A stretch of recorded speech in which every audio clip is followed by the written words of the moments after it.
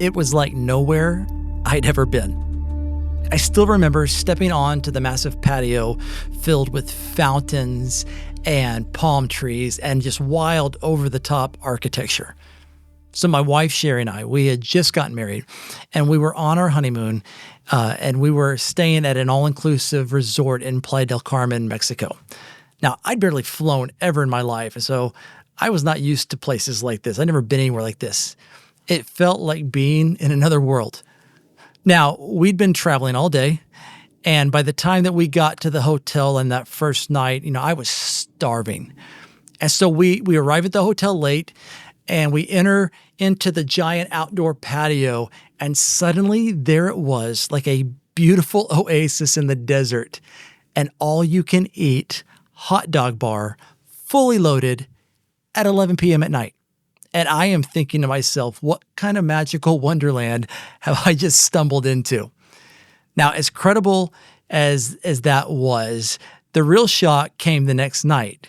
We walked into the resort's restaurant, and it was a buffet that stretched forever, and there was just food on food on food, and my senses, they couldn't even take it all in. My mouth literally started watering as I tried to decide, where do I start first? What do I eat? And I couldn't decide, and so I just ate it all. Now, rookie mistake, I know better now. I shamelessly gorged myself on night one of a week-long trip. I paid the price. I made myself sick. But the worst part was the buffet didn't change. It was the same spread every night. And after sampling everything, I craved none of it. The food that once seemed irresistible completely lost its appeal. And I think life is like that buffet. The world offers an endless spread of things to crave, whether it's pleasure or success or status or possessions or experiences. And none of them are necessarily bad on their own, but the truth is that when we consume them without limit or direction, they eventually leave us feeling like sick and stuffed, strangely unsatisfied. We lose our appetite for what really matters. That's exactly what happened to Solomon, who I believe wrote Ecclesiastes. He tried it all. He talks about it, every kind of pleasure and every pursuit and every accomplishment. And at the end of it all, he looks back on his life and he says, meaningless. It's all meaningless. He was full, but not fulfilled. And I think if we're honest, that's not just a Solomon story. It's our story too. We chase achievements and comfort, approval and adventure, just hoping something will finally satisfy us. But the more we consume, the less alive we feel. It's like being stuffed and starving at the same time. That's the hunger Jesus came to speak into. So where Solomon's story ends with emptiness, Jesus begins with an invitation. He says, "Blessed are those who hunger and thirst for righteousness, for they will be filled." I mean, that's a bold claim. He doesn't say, "Blessed are those who achieve righteousness." He says, "Blessed are those who hunger for it, who want it."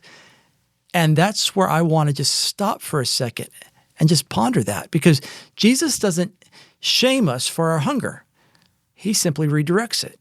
He knows we were made to crave. The problem isn't our appetite, it's what we feed it with. Jesus is saying, if you're chasing happiness, go ahead and start by checking your hunger. Are you craving what's truly good and lasting, or are you just settling for what's in front of you? One writer who I've referred to before, J.B. Stoney, who I really like, he says the true value of anything is only known when it is wanted. That's so profound. Because it says we chase what we truly desire. And Jesus knows that the only desire that will actually lead to satisfy us is Him.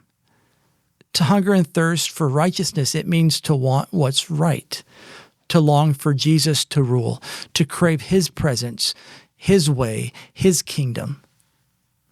It's like your favorite meal.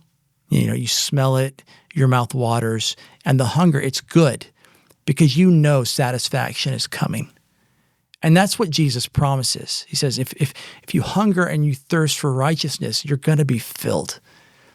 And the beauty is this, that righteousness isn't something you achieve on your own. It's not about being better than others or proving yourself. It's about receiving what Jesus gives, his righteousness, his rightness, covering you, transforming you from the inside out. So maybe, the best question you and I can ask ourselves isn't, how do we get better? Maybe it starts with, what are we actually hungering for? Because if it's Jesus, he's promised you, you're not going to walk away empty.